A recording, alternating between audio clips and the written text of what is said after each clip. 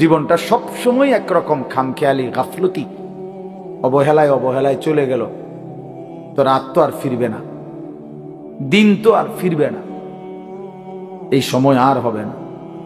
17ই ফেব্রুয়ারি 2025 আর আসবে না। আগামী বছর 17ই ফেব্রুয়ারি হবে, কিন্তু সেটা হবে 2026। আগামী সপ্তাহে 17 তারিখ সোমবার আসবে, কিন্তু সেটা হবে 23 তারিখ।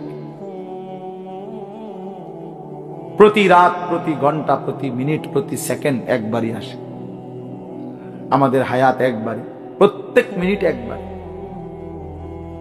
নবী সাল্লাল্লাহু আলাইহি ওয়াসাল্লাম বলছেন, ইরতাহালাতিদ দুনিয়া মুদবিরা ওয়ারতাহালাতিল আখিরাতু মুকবিলা। নবীজি বলেন, উম্মত শুনো, প্রতি সেকেন্ড, প্রতি মিনিট দুনিয়া তোমার পিছনে যাচ্ছে, প্রতি মিনিট আখিরাত তোমার সামনে আসছে। প্রতি ঘন্টা যায় তো আমার দুনিয়া যায়, প্রতি ঘন্টা যায় তো আমি আখিরাতের দিকে 1 ঘন্টা আগায় যাই, কবরের দিকেই 1 ঘন্টা আগায় যাচ্ছি, হাসরের দিকেই আমরা মূলত কি আগায় যাচ্ছি।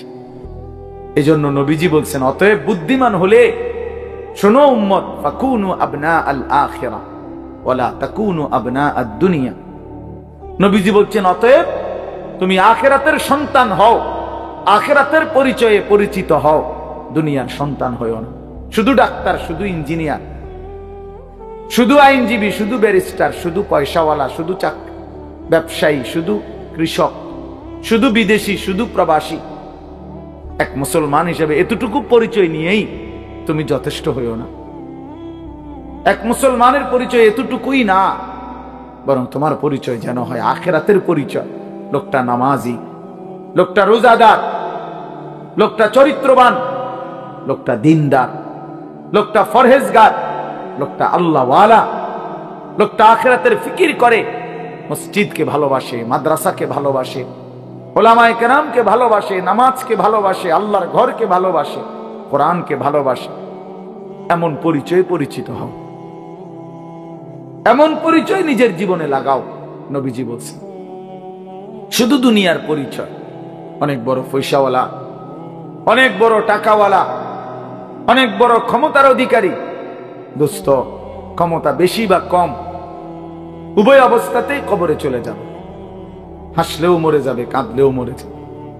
তাফসিরে মাআরিফুল কোরআনে আমরা পড়ছি, মুফতি শফি রাহমাতুল্লাহ আলাইহি বলছে, দুনিয়াবাসী, দুনিয়া নিয়া কারাকারি করো না, কারণ সর্বোচ্চ চেষ্টা করে দুনিয়া যদি জিতেও যাও তাইলেও মরে যাবা, যদি হেরেও যাও তাইলেও মরে যাবে। পৃথিবীর সর্বশ্রেষ্ঠ ধনী সেও মৃত্যুবরণ করবে, পৃথিবীর সর্বশ্রেষ্ঠ ফকির সেও মৃত্যুবরণ মরেই যাবে। প্রিয় বন্ধু, তোমরাও আমরাও হাসলেও মরে যাব, কাঁদলেও মরে যাব, সুখে থাকলেও মৃত্যু হবে, দুঃখে থাকলেও মৃত্যু হবে, অট্টালিকায় থাকলেও মরণ, কুড়ে ঘরে থাকলেও মরণ। অতএব যেই মৃত্যু আমাকে বরণ করতেই হবে, যেই কবর থেকে আমি আড়াল হওয়ার, পাশ কাটার কোনই সুরত নাই, অতএব তার জন্য প্রস্তুতি নেওয়া, যেটার মুখোমুখি আমাকে হতেই হবে, তার জন্য প্রিপারেশন নেওয়া, এটাই বুদ্ধিমানের কাজ। আমার যেহেতু ডায়াবেটিস হয়েই গেছে, এখন আমার এই অবস্থায় শরীর স্বাভাবিক থাকবে কেমনে, এইটা নিয়েই ফিকির করা উচিত।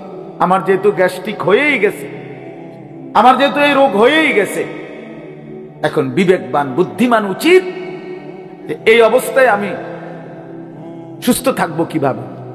ঠিক মনে করেন এরকম, আমাকে যেহেতু কবরে যেতেই হবে, আমাকে যেহেতু মরতেই হবে, অতএব এখানে উচিত বিবেক দিয়ে যে অতএব আমাকে কবরে ভালো থাকবো কিভাবে তার ফিকির। কারণ কোন যুক্তি দিয়ে, পৃথিবীর সর্বশেষ যুক্তি প্রযুক্তি দিয়েও তো আমি কবর থেকে বাঁচতে পারবো না। তাহলে যে সত্য আমাকে গ্রহণ করতেই হবে, যে অমোঘ বিধান আমাকে মেনে নিতেই হবে, তার জন্য প্রিয় ভাই নিজেকে প্রস্তুত করা, ভাবা, কল্পনা করা, এটাই বিবেকের দাবি, এটাই ইনসাফের দাবি, এই জন্য ছেলেদেরকে বললাম, বাবা কিশোর নওজোয়ান বয়সে তুমি ফিকির করো, তুমি সুস্থ সবল সামর্থ্যবান, শরীর স্বাস্থ্য জীবন যৌবন সব সুস্থ আছে, শক্তি আছে। এই সময়ে যদি কোনো ভাবনা না আসে তো বুড়াকালে কেমনে ভাববা? বয়সকালে তো ভাবনার সময় না। কোরআন শরীফে স্পষ্ট আছে, আমিনকুম মান ইউরাদ্দু ইলা আরদালিল উমর লিকাই লা ইয়ালামা মিন বাদি ইলমিন শাইআ। আল্লাহ বলেন, মানুষকে আমি পর্যায়ক্রমে ধীরে ধীরে অনেক মানুষকে আমি এরকম নিষ্কর্মা বৃদ্ধ বানিয়ে দেই যে ফলে সে যে জিনিসগুলো ইতিপূর্বে জানতো একটা পর্যায়ে সে আর কিছুই জানে না, এখন আর কিছুই বলে না, কিছুই বুঝবে না। এই চাচা এখন আর কিছুই বুঝবে না, জিজ্ঞাসা করে দেখো, তার আর কোনো অনুভূতি নাই। তার কাছে এখন আর দুনিয়া বরাবর সবকিছু, হাসিও বরাবর, কান্নাও বরাবর, রাতও বরাবর, দিনও বরাবর, আনন্দও বরাবর, বেদনাও বরাবর। ওনার তো আর সেই ফিলিংসটাই নেই। আমার মারে দেখছি আমি আজীবন, মা কত নামাজ পড়তেন, তিলাওয়াত করতেন, তাসবিহ পড়তেন, 500 দানার তাসবিহ পড়তেন মা। আর মা এখন এত অসুস্থ হয়ে গেছে, বৃদ্ধ। নামাজের কথা কোনো 10 বার 20 বার বললে মানে বুঝে না, কি করবো এটা বুঝে না। অজু করতে কইলে মা বুঝে না। তাহলে আমি তো আমার মায়ের চোখে দেখা সাক্ষী, আমি তো মাকে দেখছি। মা আমার সেই সকাল থেকে রাত পর্যন্ত কত নামাজ পড়তেন, কত কোরআন তেলাওয়াত করতেন। আমার মায়ের সেই জিন্দেগি তো আমি দেখছি ভাইয়া। এই জন্য আমরা, এটাই সত্য, এটাই বাস্তবতা, আমাদেরকে যেতেই হবে। 3 অবস্থার যে কোনো একটা হবেই। হয় একদিন এই শক্ত সামর্থ্য শরীর দুর্বল অসুস্থ হয়ে যাবে, নয়তো বৃদ্ধ হয়ে যাবে, নয়তো তার আগেই কবরে পৌঁছে যাবে।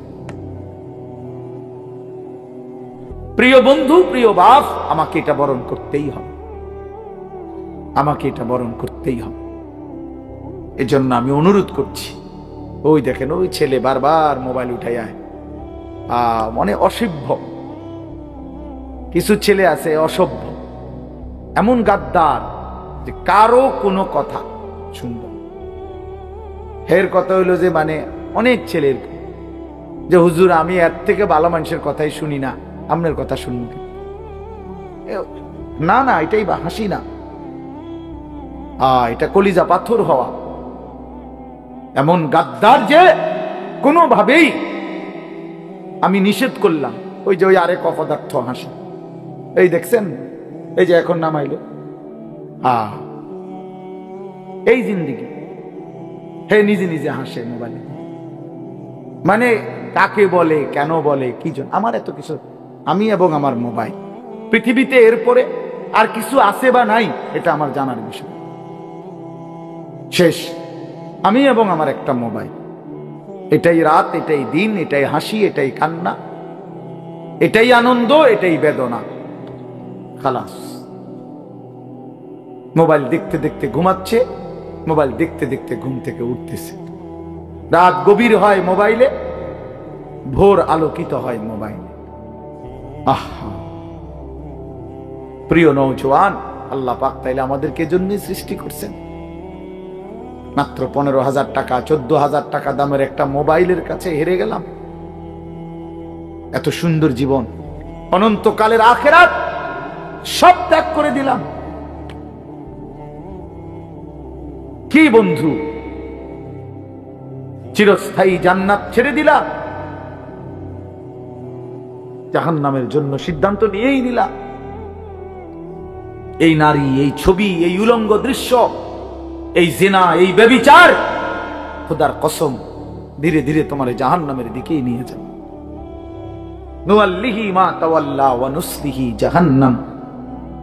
আল্লাহ বলছে, যে বান্দা আমার রাসূলের বিরুদ্ধাচরণ করবে এবং আমার ঈমানদার বান্দারা যে পথে চলে তার উল্টো পথে চলবে, আল্লাহ বলেন আমি তাকে সেই উল্টো পথেই চালাবো এবং একদিন সত্যি সত্যি আমি তারে জাহান্নামে ফেলে দেব। খোদার কসম গাফ, এটা কোরআন শরীফের আয়াত। আমি এই মাত্র বলে আসছি, বলছি তোমরা যারা আমার একটা কথা মনে করো বাবা, ছেলেদেরকে তোমাদেরকে বলি বাবা, সারা দিন সারা রাত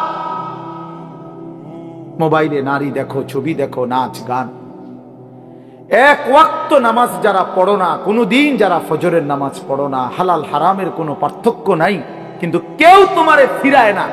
তোমার মা, তোমার বাবা, তোমার পাড়া, তোমার মহল্লা, তোমার দেশবাসী, কেউ তোমারে নিয়ে একটু ভাবে না, কেউ তোমার একটু ফিরায় না।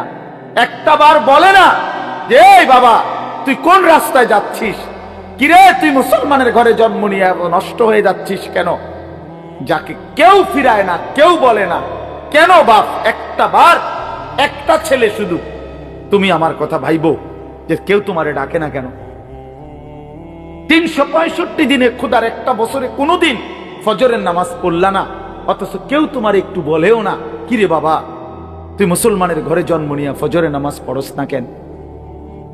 সারাদিন রাত তুমি মোবাইলের মধ্যে নারী নিয়ে, ছবি নিয়ে পড়ে থাকো, কিন্তু আপন মা বাবা, আত্মীয় স্বজন, পাড়া পড়োশি কেউ তোমারে ফিরাইবার জন্য একটু ডাকেও না, বলেও না। এমন হয়ে গেল কেন তোমার জীবনটা? কেউ তোমারে বাঁচাইতে চায় না কেন? মনে রাখো বাপ, মূল কারণ একটাই, তোমার উপরে আল্লাহর লানত পড়ছে, খোদার লানত, খোদার গজব পড়ছে তোর উপরে। এই জন্য আল্লাহর লানত পড়ে যার উপরে, তার থেকে গোটা সৃষ্টি মুখ ফিরায় নেয়। এটা মুখ ফিরায় নেয়, এটা জরুরি বিষয়, মুখ ফিরিয়ে নেয়। আমার মার বয়স এই মাত্র বললাম, আমার মা আমি বললাম কিছুই বুঝে না, কিন্তু সেই মা আমার এখনো মনে আছে। একটা আশ্চর্য বিষয় হলো 75 বছরের কম হবে না আমার বয়স, মা আমার এখনো আমারে বলে, আমারে দেখলে বলে বা আমগরে বলে, আমার 44 বছর বয়স, আমার 4টা সন্তান আছে, আমি আজকে 21 বছরের চাইতে বেশি ওয়াজ মাহফিলে যাই, আলহামদুলিল্লাহ আল্লাহর দয়া। কিন্তু কসম আল্লাহ, মা এখনো আমারে বলে ফুত নামাজ পড়ছো, নামাজ পড়ছো। আমারে সব সময় বলে মা ফুত চাইও মানুষের, কত আনে মাহফিলে যাও, মানুষের লগে চাইও টাকা পয়সা লইয়া, ঝামেলা কইরো না। কতবার যে কইছে এই কথা, এটা মা আমারে আমার জীবনে। কিরে বেটা, আমার 75 বছরের মা তো, আমি 44 বছরের ছেলে, আমি আমারে আজও ডাকে, তোরে কেন ডাকে না? তোর উপরে কোন খোদার লানত পড়ছে বেটা? এই জন্য অব্যাহত ভাবে চোখের সামনে ছেলেটা চরিত্রহীন হয়ে যাচ্ছে, লম্পট হয়ে যাচ্ছে, এক ওয়াক্ত নামাজ পড়ে না, কেউ তারে ডাকে না। আহা, কেন এমন হয়ে গেল বাপ? তুমি এত বড় বঞ্চিত হইলা কেন? বলো ভাইয়া, তুমি মনে করছো তুমি সুখের সাগরে হাবুডুবু খাচ্ছ? না ভাইয়া, তুমি তো ধ্বংসের সাগরে হাবুডুবু। তুমি তো ভাবছো তুমি বড় মজায় আছো, তোমার মাথার উপরে কারো ছায়া নাই, আসলে তো তোমার উপরে খোদার লানত। এই জন্য কেউ তোমারে ফিরাইবার চাচ্ছে না। এই জন্য বিবেক থাকলে আমার এই কথা ভাইব, বিবেক থাকলে, বিবেক থাকলে ভাইব। আমি তো ধমক দিলাম, তোমারে কেউ ধমক দেয় না কেন? কেন ধমক দেয় না? তোমারে কেউ ফেরায় না কেন?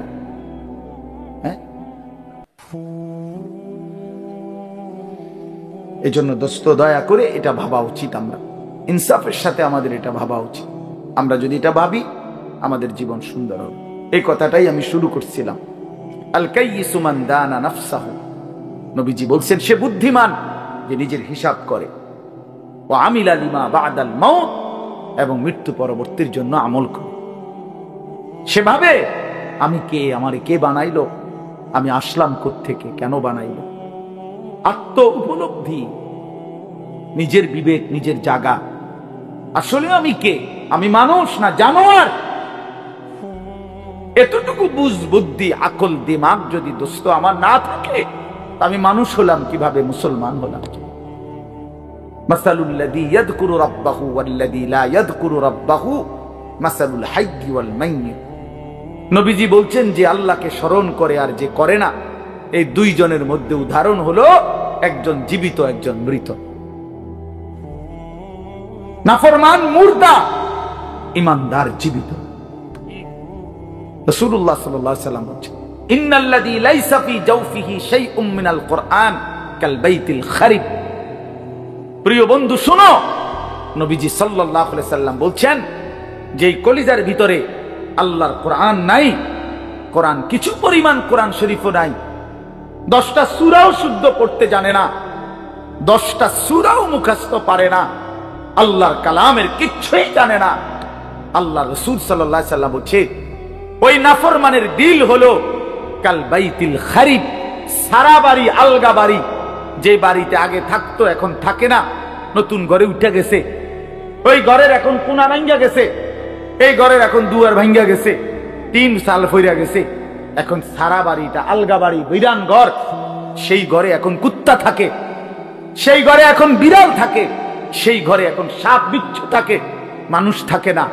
খোদার কসম নবীজি বলছে যে কলিজার ভিতরে আল্লাহর কোরআন নাই, ওই কলিজার ভিতরে মানুষ থাকে না, কুত্তা থাকে, কুত্তা, এই কুত্তা থাকে, কুত্তা, কুত্তা থাকে ওই কলিজার ভিতরে, সাপ থাকে, বিচ্ছু থাকে, ওটাতে বিড়াল থাকে, ইন্দুর থাকে, কেচ্ছা থাকে, মানুষ থাকে না। ওই কলিজার ভিতরে মানুষ থাকে না, বুঝছো ভাইয়া? কাজে তোমাদের যাদের জবানে আল্লাহর কোরআন নাই, তোমাদের যাদের দিলে মাওলার কোরআন নাই, তো তোমার এই ভেতরটা জন্তু জানোয়ারের ঘর, কুকুর বিড়ালের ঘর।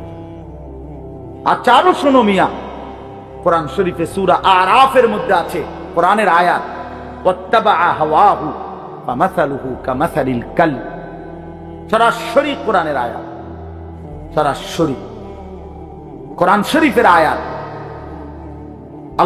আল্লাহ তাআলা বলছেন যে মনের ইচ্ছা মতো চলে, মনের চাহিদার অনুসরণ করে, আমার মনে যা চায়, কেন নামাজ পড়ো না? তোমার মন চাইছে দেখে। আর কি কারণ? তোমার মন চাইছে তুমি পড়ো না। কেন সারাদিন নারী দেখো, ছবি দেখো? তোমার মন চাইছে, এই তো না, আর কি তো কিছু না।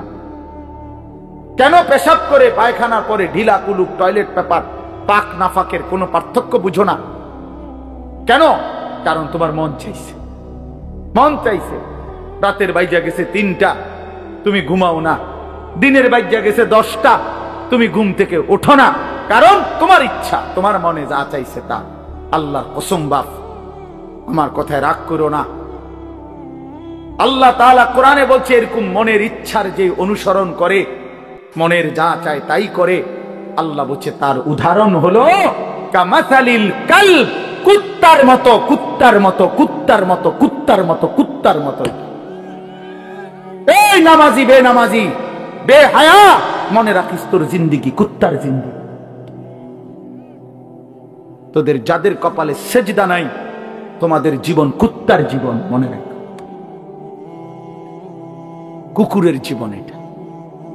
কামাসালিল কালব, কই হারুন কই কও, কামাসালিল কালব, কালব অর্থ কি কও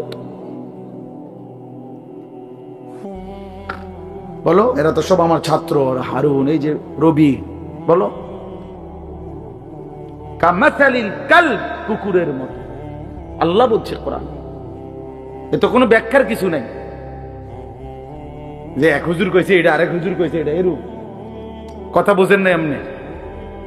এটা ব্যাখ্যার কিছু আছে এখানে? এটা তো স্বাভাবিক বাংলা, সোজা বাংলা। কামাসালিল কালব, কুকুরের মতো। ওই জিন্দেগি কুত্তার জিন্দেগি, যে জিন্দেগি নাফরমানের জিন্দেগি, নাফরমানের জীবন। এজন্য দোস্ত রহম করো নিজের উপর। আমার চিৎকার চেঁচামেচির একটাই মাকসাদ, সারাটা বছর আমি চিল্লাই, এই এক কথার ফেরি করি, তুমি তোমারে কদর করো। আমার বাবা, আপনাদেরকে বলি, বাবারা যারা বয়স্ক আছেন, আপনি ইনসাফের সাথে বলেন, আপনি মুসলমান, 60 বছর ধরে আপনি মুসলমান, আপনি এখনো বিড়ি সিগারেট খান, আপনি ফিরবেন কখন?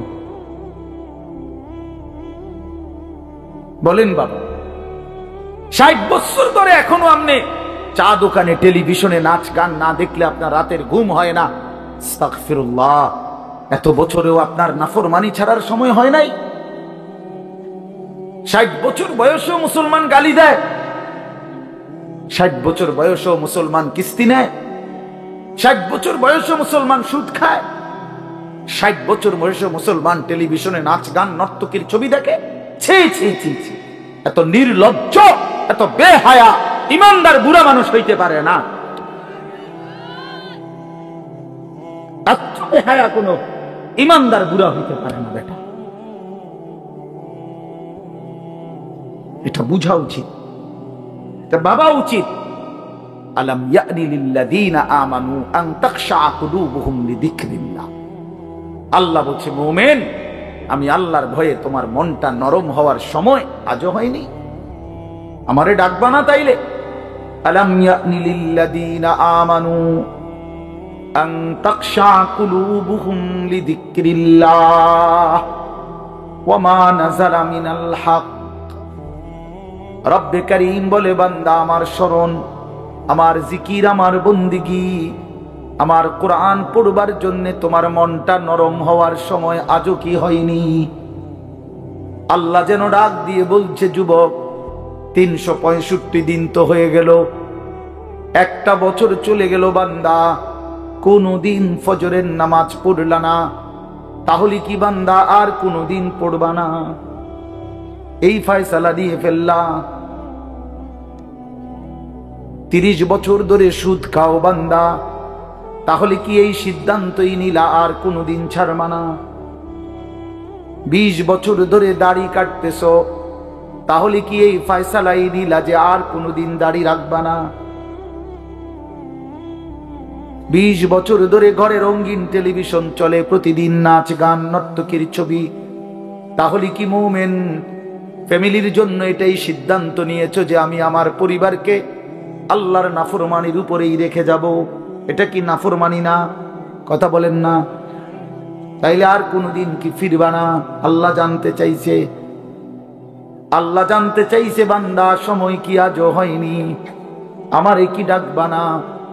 আমি কি একটা সেজদা পাবো না? আল্লাহ বলেছেন, আমি তো দুনিয়া বাদ দিতে বলি নাই। ওয়ালা তানসা নাসীবাকা মিনাদ দুনিয়া, দুনিয়া ভুলে যেও না।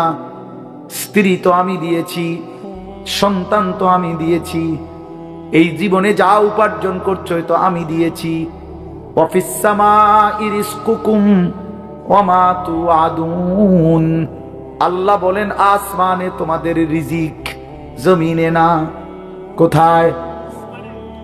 ওয়া ফিস সামাই রিজকুকুম, তোমাদের রিজিক আসমানে। মা উরিদু মিনহুম মির রিজকিন ওয়া মা উরিদু আন ইউতঈমুন। আল্লাহ বলে, বান্দা আমি তোমাদের কারো কাছ থেকে কোনো রিজিক চাই না, তোমরা কেউ আমাকে খাওয়াইতে হবে আমি এটাও চাই না। ইন্নাল্লাহা হুয়ার রাজ্জাকু যুল কুওয়াতিল মাতিন। নিশ্চয়ই আল্লাহই হচ্ছেন সুবিশাল ক্ষমতার অধিকারী, রিজিক দাতা। কায়নাতকে তো আমি খাওয়াই, আমারে তো কেউ খাওয়াইতে হয় না। সবার আশ্রয় তো আমি দেই, আমারে তো কেউ আশ্রয় দিতে হয় না, আমি তো সব করি। ওয়া ইন আমসাসকাল্লাহু বিদুররিন ফালা কাশিফা লাহু ইল্লা হু। আল্লাহ বলে, বলো না বান্দা, আমি যদি কাউকে মুসিবতে ফেলি, তাইলে সেই মুসিবত থেকে উদ্ধারকারী আমি ছাড়া আছে কে? কে আছে? কে বলে না বাপ? কে? ফালা কাশিফা লাহু ইল্লা হু। আমি ছাড়া উদ্ধারকারী কেউ নাই, কেউ নাই। ওয়া ইন ইউরিদকা বিখাইরিন ফালা রাদ্দা লিফাদলিহি। আল্লাহ বলেন, আর আমি যদি কাউকে কল্যাণ করি, উপকার করি, তাইলে আমার কল্যাণ, আমার উপকার ঠেকায়া দিবে এমনও তো কেউ নাই। কে দিবে আমার ঠেকায়া? আমারে প্রতিহত করবে কে? وَإِن مِّن شَيْءٍ إِلَّا عِندَنَا خَزَائِنُهُ وَمَا نُنَزِّلُهُ إِلَّا بِقَدَرٍ مَّعْلُومٍ। আল্লাহ বলে, বান্দা সব কিছু আমার কাছে আছে ভান্ডারে ভান্ডারে, কিন্তু আমি জমিনে নাজিল করি পরিমাণ মতো করে। একসাথে সব আলু দিয়া দিলে রাখবা কই? একসাথে 30 বছরের পেঁয়াজ দিয়া দিলে রাখবা কই? কথা বোঝেন নাই? একসাথে 50 বছরের খাবার দিয়ে দিলে রাখবা কই? আছে তো আমার কাছে সব কিছুর ভান্ডারে ভান্ডার, আমি জমিনে দিয়ে থাকি পরিমাণ মতো করে। বিকাদারিন মা'লুম। ইন্না কুল্লা শাইইন খালাকনাহু বিকাদার। আল্লাহ বলেন সব কিছু আমি বানিয়েছি পরিমাণ মতো করে। জন্ম নিল কয়জন, কবরে নিলাম কয়জন, আমার হিসাব আছে। কোন সংখ্যা, জনসংখ্যা কোন সময় বেড়ে গিয়ে ক্ষতিগ্রস্ত হবে না, আমি আছি না। বুঝেন নাই কথাটা? কোন বিজ্ঞানী বুদ্ধি দিছে, কোন পাগলে বলছে? সব পাগল মাতাল ছাড়ো, আমি আছি। ওমা মিন দাব্বাতিন ফিল আরদি ইল্লা আলাল্লাহি রিজকুহা। আল্লাহ বলে যত কিছু জমিনে বিচরণ করে সব কিছুর রিজিকের জিম্মাদারি আমি একাই আমার কাঁধে তুলে নিলাম। সুবহানাল্লাহ। ওয়া ইয়ালামু মুস্তাকাররাহা ওয়া মুস্তাউদাআহা। আল্লাহ বলেন আমার বান্দা, আমার সৃষ্টি, আমার মাখলুক কখন কোথায় থাকবে, শেষ পর্যন্ত কোথায় দাফন হবে, আমি সব আগের থেকেই জানি, ফয়সালা করে রেখেছি। গতকালকে আমি ছিলাম সিলেট মৌলভীবাজার, আজকে এখানে। এই জিন্দেগি আল্লাহ বলেন আমি জানি। কুল্লুম ফি কিতাবিম মুবিন। সব কিছু আমি স্পষ্ট আমল নামার মধ্যে, তাকদীরের মধ্যে লিখে রেখেছি। তাকদীরে সব আগের থেকেই ফয়সালা করা, সব আগের থেকে সিদ্ধান্ত করা। আর রিজকু মাকসুম, রিজিক বন্টন হয়ে আছে। মাথার গাম পায়ে ফেললা, পায়ের গাম যদি আবার মাথা তো উড়ান, বরাদ্দ যে দূরে দূরে উদ্দাই লাফান। আর উদ্দাই লাফান, বুঝেন নাই? যে পরিশ্রম করে তার আয় বাড়ে। তাইলে তো সব দোকানদারের বেচা কিনা অমান হইতো। একসাথে দোকান খোলে, একসাথে দোকান বন্ধ করে, কামাই সমান না কেন? বুঝেন নাই এমনি কথা? একই স্ট্যান্ডে সবার 30টা সিএনজি এখান থেকেই গেছে, এখান থেকেই আপনার এই সিরিকাইল থেকেই কোম্পানিগঞ্জ, কোম্পানিগঞ্জ থেকেই সিরিকাইল, সবার ইনকাম বাড়াবো কেন? কেন? শুধু পরিশ্রম করলেই অর্থ আসে? না না না, আসমানের ফয়সালাতে অর্থ আসে, রবের ফয়সালা। ইন্না রাব্বী ইয়াবসুতুর রিজকা লিমান ইয়াশাউ ওয়া ইয়াকদির। আল্লাহ বলেন আমি যাকে মন চায় তাকে বেশি দেই, যাকে মন চায় তাকে কম দেই না। আমার ফয়সালা, তোমার কি? কমটাও আমার, বেশিটাও আমার, তুমি কি? আল্লাহ তারে বেশি দিলেন কেন, তো তোমারে কম দিলাম কেন? তোমারে যে কম দিলাম এটাই কেন দিলাম, তুমি এটা কও। তোমার কি যোগ্যতা? কোনটা তোমার? আসমান তোমার না জমিন তোমার? শরীর তোমার না দেহ তোমার? বুদ্ধি তোমার না চোখ তোমার না হাত তোমার? তোমার কি তা? কথা বলেন না কেন? তো সবই আমার, আমি যাকে যা মন চাই তাই দেব। তুমি কি? তুমি এনে মতামত দিবার অধিকার আছে নি আমার? তাইলে এই জন্য বাপ, বন্ধু আমার, দোস্ত আমার, সাথী আমার, সবাই রে বলি ভাইয়া জিন্দেগির হিসাব করেন।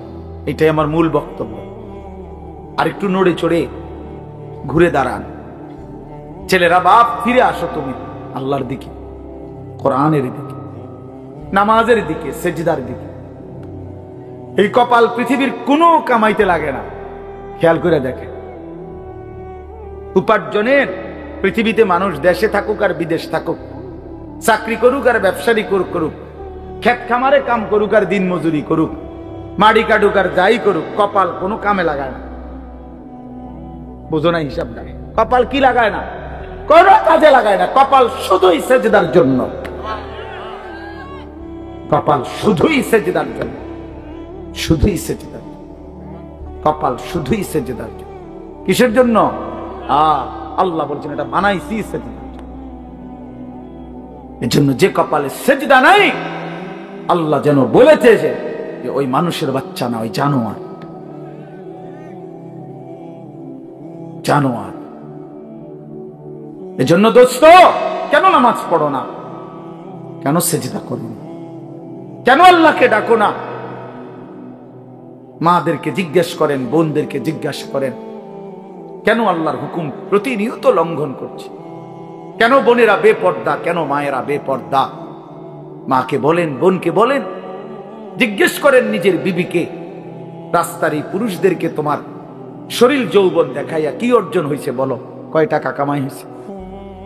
দুনিয়ারে বা কি পাইলা? আখিরাতের বা কি? তোমরা একটা ছেলে বলো, বাবা, নারী আর ছবি আর উলঙ্গ দৃশ্য দেখে দুনিয়ার কি পাইলা আর আখিরাতের কি পাইলা? আখিরাত তো কিছুই নাই, দুনিয়াও তো কিছু নাই। শরীর যৌবন, নিজের সক্ষমতা নষ্ট করা ছাড়া আর কি? আর কি ভাইয়া?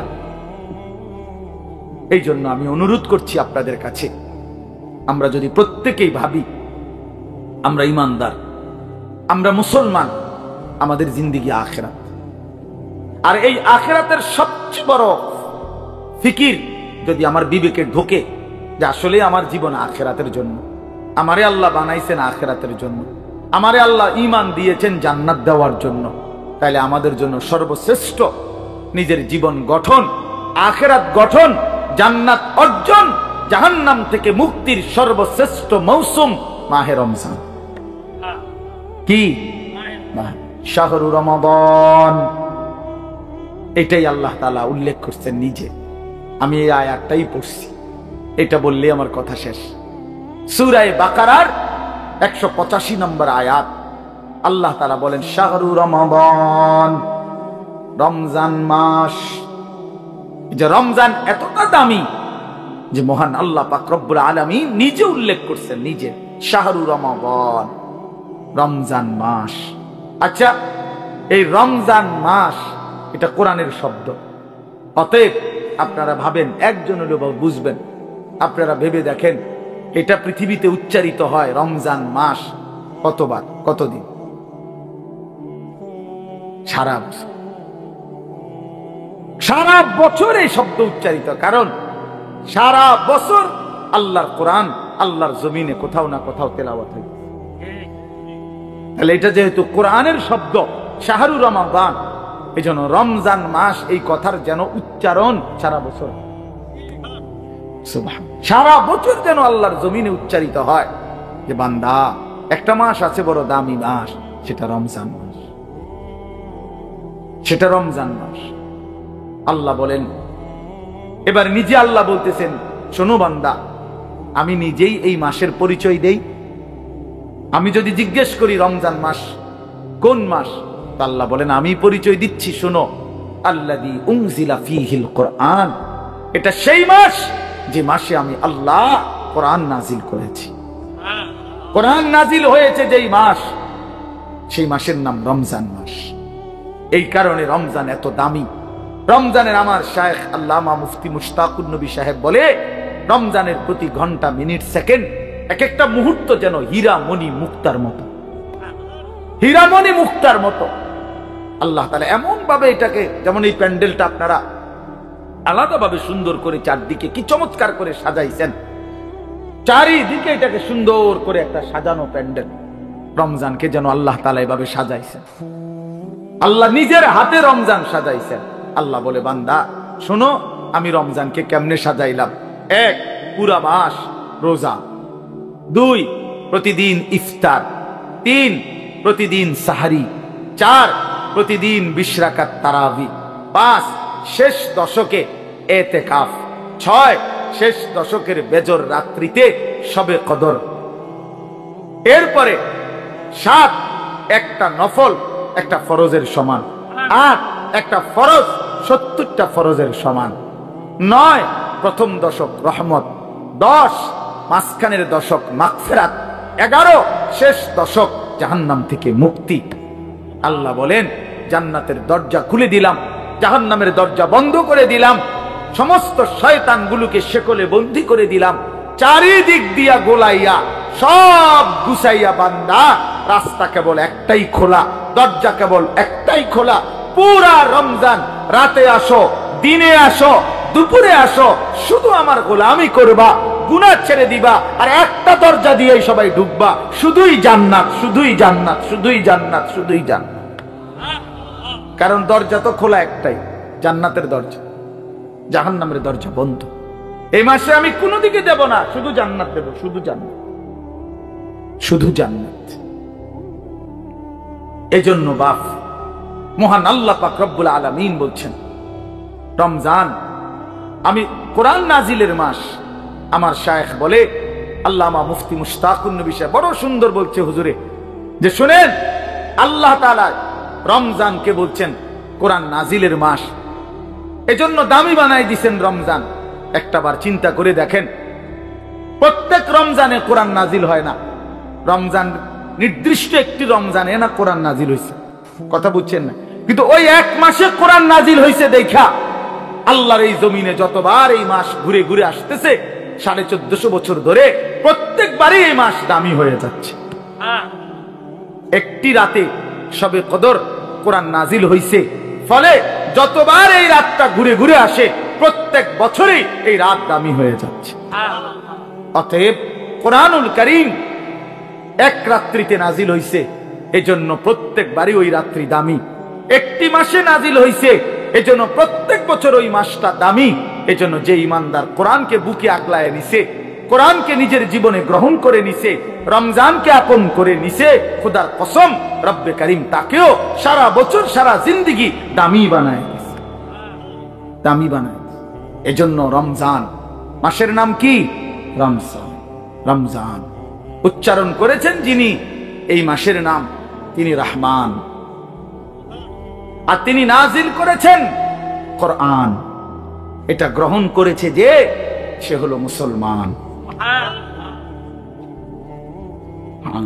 দিয়েছেন যিনি, তিনি রহমান, যিনি দিয়েছেন তিনি রহমান। মাসের নাম রমজান, নাজিল করলেন কোরআন, গ্রহণ করলো মুসলমান। ফামান শাহিদা মিনকুমুশ শাহরা ফালিয়াসুমহু হুদাল লিন-নাসি ওয়া বাইয়িনাতিন মিনাল হুদা ওয়াল ফুরকান। আল্লাহ বলছে, বান্দা আমি এমন কোরআন নাজিল করেছি যে কোরআন গোটা বিশ্ব মানবতার হেদায়েত, এবং সব কথা স্পষ্ট, বাইয়িনাত, কোন কথা, কোন শব্দ, কোন বাক্য, কোন ব্যাখ্যা বিশ্লেষণ অস্পষ্ট, অগোছালো, অপূর্ণাঙ্গ কোরআনে নাই, সব স্পষ্ট, রাত দিন 24 ঘন্টা। ওয়াল ফুরকান, এবং কোরআনই হচ্ছে, এই শেষ কথাটা মনোযোগ দিয়ে শোনো ভাইয়া, আল্লাহ তাআলা বলছে কোরআন হচ্ছে ফুরকান, সত্য মিথ্যা, ন্যায় অন্যায়, উচিত অনুচিত, হালাল হারাম, জায়েজ না জায়েজ, করণীয় বর্জনীয়র মধ্যে পার্থক্যকারী আল্লাহর কোরআন। এজন্য ভাইয়া বাপ বিশ্বাস করেন, ছেলেরা বাপ তোমাদেরকে বলি ভাইয়া, আল্লাহর কোরআনের জ্ঞান যার নাই, কোরআন যার বুকে নাই, কোরআন যার হাতে নাই, কোরআন যার জবানে নাই, কোরআন যার জিন্দেগিতে নাই, কোরআন যে গ্রহণ করে নাই, আল্লাহর কসম, রব্বে কাবার কসম, সে হালাল হারাম, বৈধ অবৈধ, ন্যায় অন্যায় সে বুঝতে পারে নাই, খুঁজে পায় নাই, তালাশ করে পায় নাই। এজন্য কোরআনবিহীন কোনো মানুষ সভ্য হইতে পারে না।